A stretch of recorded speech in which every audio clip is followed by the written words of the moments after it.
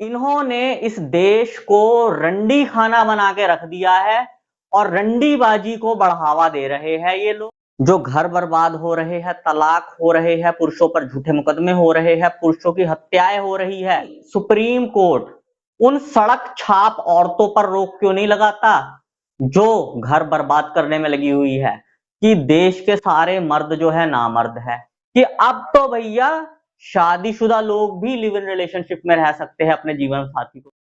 अनिरुद्ध आचार्य और प्रेमानंद महाराज जी के बयान पर इस समय जो देश में बवाल मचा हुआ है, जहां इन सब चीजों पर गौर करने की जरूरत है, वहीं पर इन सब चीजों को छुपाने की कोशिश की जा रही है और कुछ ऐसी नई चीजें जनता के सामने लाकर रखने की कोशिश की जा रही है जिनसे इन सब चीजों पर से जनता का ध्यान भटकाया जा सके और इस देश का एक बहुत जरूरी मुद्दा चुप हो जाए, शांत हो जाए और उस मुद्दे पर कोई भी बात ना करे।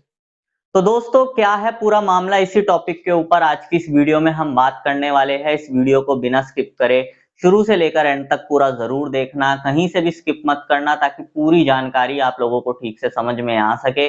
और वीडियो शुरू करने से पहले मैं आप सबसे कहना चाहता हूं कि अगर आप मेरे इस चैनल पर पहली बार आए हैं या आपने मेरा ये चैनल अभी तक सब्सक्राइब नहीं किया है, तो चैनल सब्सक्राइब करके नोटिफिकेशन बेल आइकन पर जरूर क्लिक कर देना, जिससे आने वाली सभी वीडियोस का नोटिफिकेशन सबसे पहले आपके पास पहुंचे और आप कोई भी वीडियो मिस ना कर पाओ। और दोस्तों, अगर आपने अभी तक हमें सोशल मीडिया पर फॉलो नहीं किया है, तो इस वीडियो के डिस्क्रिप्शन में मैंने हमारे सभी सोशल मीडिया अकाउंट्स के लिंक दे दिए हैं। इस वीडियो के डिस्क्रिप्शन में जाकर उन लिंक्स पर क्लिक करके आप हमें सोशल मीडिया पर भी फॉलो कर सकते हैं। तो चलो दोस्तों, आज की इस वीडियो को आगे कंटिन्यू करते हैं। दोस्तों, हमारे देश के प्रधानमंत्री नरेंद्र मोदी जी जो हिंदुत्व की बात करते हैं, हिंदू राष्ट्र की बात करते हैं, देश के संतों का बड़ा मान करते हैं, उनकी इज्जत करते हैं, वहीं पर जब अब देश के संतों ने सही पॉइंट पर बात उठाई है, तो हमारे देश के प्रधानमंत्री नरेंद्र मोदी जी चुप क्यों हैं? क्या ये हिंदुत्व, हिंदू राष्ट्र, देश के संतों की इज्जत, मान, सम्मान, क्या ये सिर्फ राजनीति का ढोंग है या सच? आप सभी लोग जानते हो, अभी हाल फिलहाल में ही एक विवाद बहुत ज्यादा हमारे देश में चल रहा है। वो है अनिरुद्ध आचार्य और प्रेमानंद महाराज को लेकर, जो उन्होंने लिव इन रिलेशनशिप पर बयान दिए हैं। लिव इन रिलेशनशिप के बयानों को लेकर बहुत बड़ा विवाद उठ गया। अब वहीं पर सारे फेमिनिस्ट इकट्ठे हो गए, जितने महिलावादी लोग हैं, जो महिला एकता जिंदाबाद के नारे लगाते हैं, जो एक महिला का रेप होने पर सड़क पर मोमबत्ती गैंग बनकर उतर जाते हैं और इंसाफ की मांग करते हैं, वो ही फेमिनिस्ट लोग जो पुरुषों को दबाने की कोशिश करते हैं, पुरुषों पर अत्याचार करने की कोशिश करते हैं, और जब कोई महिला एक पुरुष के साथ गलत करती है, एक पुरुष के साथ अत्याचार करती है, तो वो ही मोमबत्ती गैंग कहीं दूर दूर तक नजर नहीं आता। किसी को झूठे मुकदमे में फंसाकर आत्महत्या के लिए मजबूर किया जाता है, किसी का कत्ल करके ड्रम में सीमेंट के साथ उसके शरीर के टुकड़े करके पैक कर दिया जाता है, किसी को हनीमून पर ले जाकर मार दिया जाता है, किसी को अपने प्रेमी के साथ मिलकर सांप से डसवा के मार दिया जाता है, किसी को जहर दे दिया जाता है, किसी को चाकू मार के हत्या कर दी जाती है। अलग अलग तरीके के अनेकों कांड सामने आ रहे हैं और यही मोमबत्ती गैंग साइलेंट होके बैठा है। और सबसे बड़ी परेशानी तो ये है, हमारे देश का पुरुष समाज जो एक महिला की परेशानी में, एक महिला के हक में खड़े हो जाता है, सड़कों पे उतर जाता है, वो ही पुरुष समाज जब किसी पुरुष के साथ गलत होता है तो दूर दूर तक नजर नहीं आता। जो बात अनिरुद्ध आचार्य जी ने और प्रेमानंद महाराज जी ने कही है, वो बिल्कुल सही है। ये लिव इन रिलेशनशिप हमारे देश की संस्कृति को तार तार कर रहा है। हमारे देश में आज के समय में जो परिवार टूट रहे हैं, जो घर बर्बाद हो रहे हैं, तलाक हो रहे हैं, पुरुषों पर झूठे मुकदमे हो रहे हैं, पुरुषों की हत्याएं हो रही है, इन सब का कारण यही है लिव इन रिलेशन। अब दो लोग जो शादीशुदा नहीं है, वो लिव इन रिलेशन में रह रहे हैं, वो तो एक अलग चीज थी ही थी।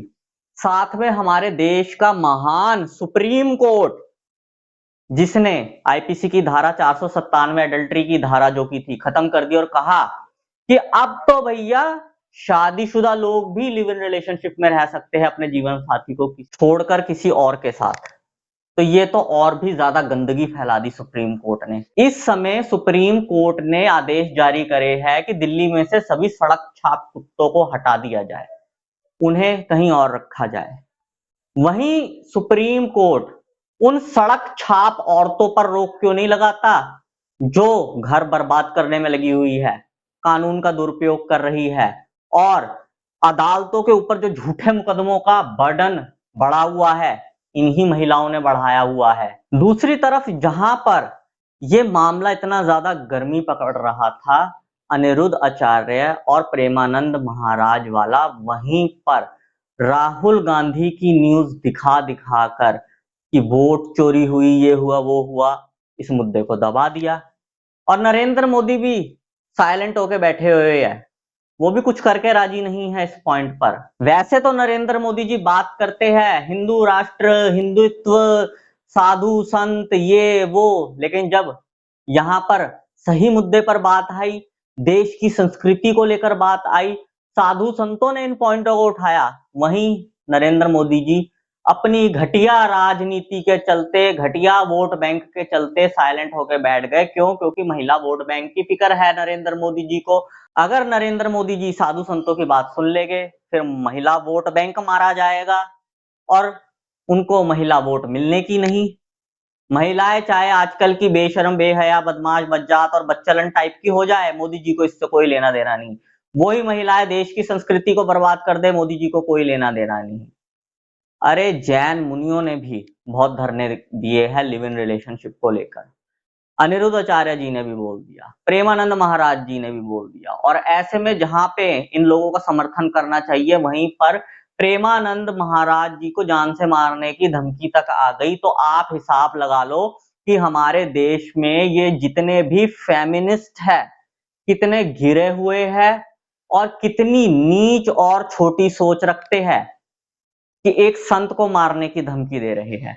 वहीं पर जब एक संत को, और वो भी हमारे देश का सबसे बड़ा संत, उसे मारने की जब धमकी आए, तो ऐसे में नरेंद्र मोदी जी की यह जिम्मेदारी बनती है कि एक हिंदुत्व की बात करने वाला, हिंदू राष्ट्र की बात करने वाला प्रधानमंत्री उस संत की रक्षा के लिए, सुरक्षा के लिए सिक्योरिटी प्रोवाइड कराए। लेकिन मोदी जी साइलेंट।